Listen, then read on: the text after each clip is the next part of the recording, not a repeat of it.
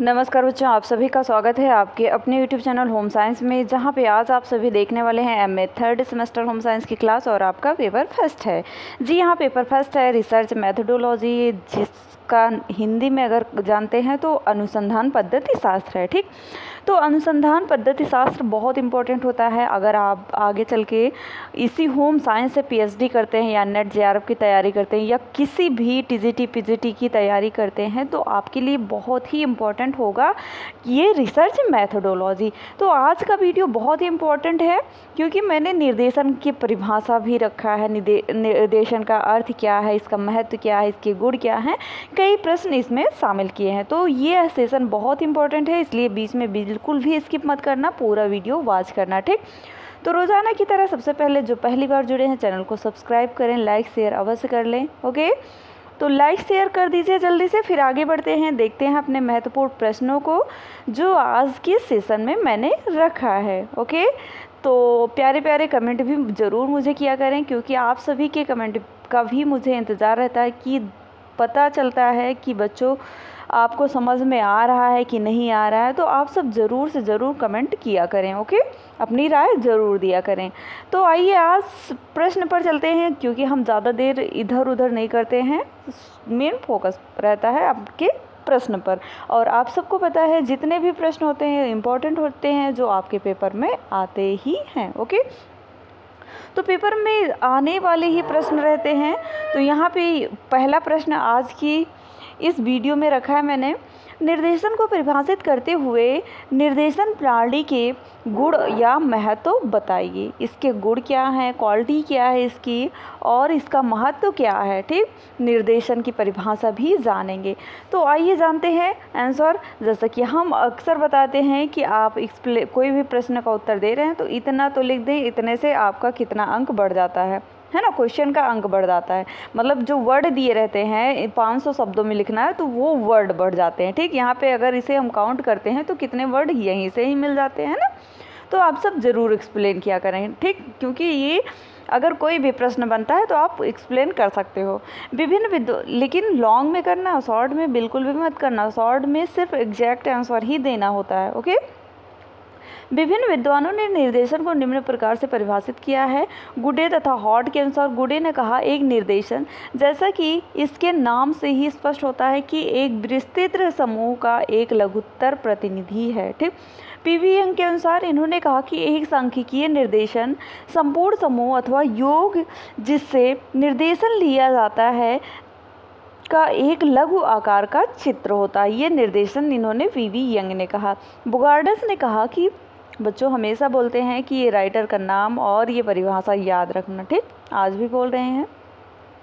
बुगार्डस ने कहा कि निर्देशन पूर्व निर्धारित योजना के अनुसार इकाइयों के एक समूह में से एक निश्चित प्रतिशत का चुनाव करता है। ठीक, सिम्पसन तथा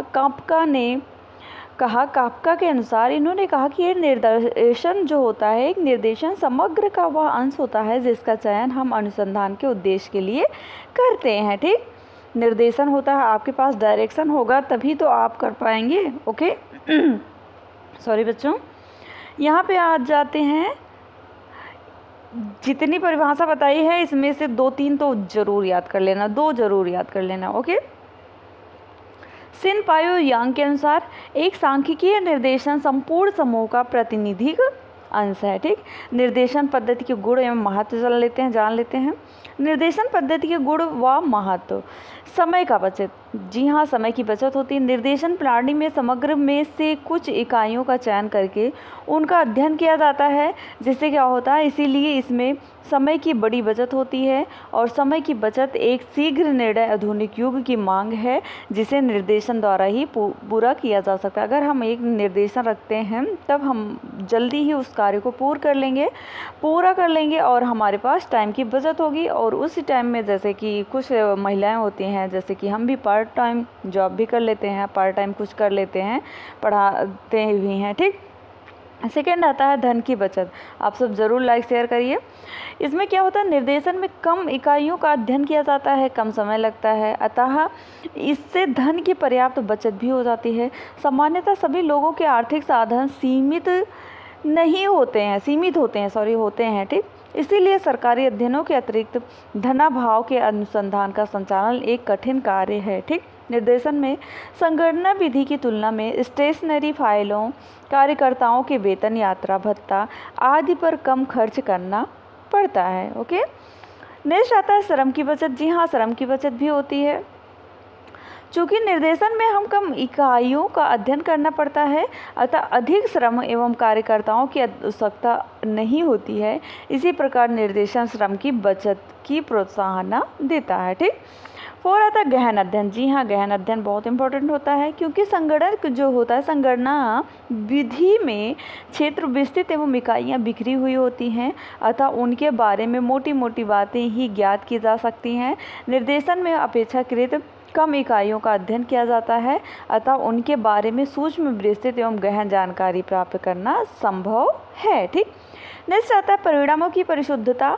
जी हाँ, निर्देशन में अध्ययनकर्ता का ध्यान कुछ निश्चित इकाइयों पर ही केंद्रित होता है, अतः उनसे प्राप्त निष्कर्ष अधिक यथार्थ एवं परिशुद्ध होते हैं। यदि निर्देशन का चुनाव सही तरीके से किया जाता है तो कई बार इसके निष्कर्ष संगणना पद्धति के निष्कर्ष से भी अधिक परिशुद्ध होते हैं।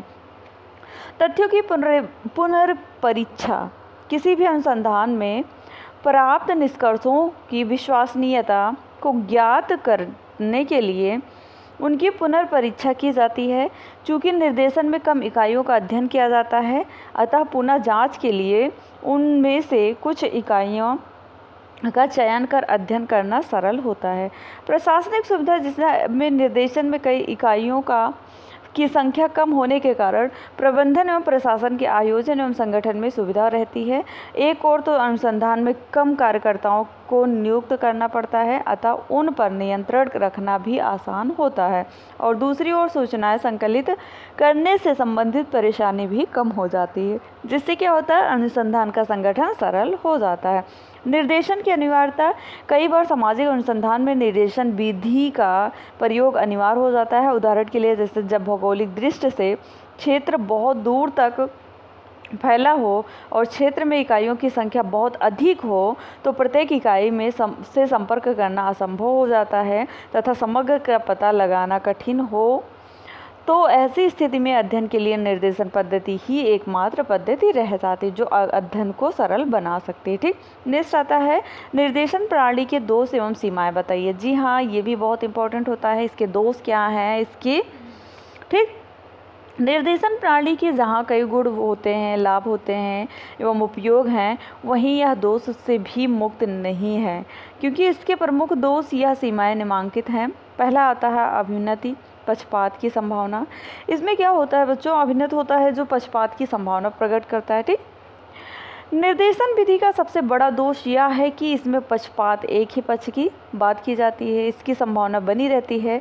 ऐसी स्थिति में निर्देशन प्रतिनिधित्व पूर्ण नहीं रहता है। निर्देशन का चुनाव करते समय किसी न किसी रूप में अध्ययनकर्ता का प्रभाव एवं पक्षपात आ ही जाता है, जिससे क्या होता है, तब निर्देशन द्वारा प्राप्त निष्कर्ष विश्वसनीय एवं प्रमाणिक नहीं रह पाते हैं। नेक्स्ट आता है प्रतिनिधित्व निर्देशन के चुनाव में कठिनाइयाँ।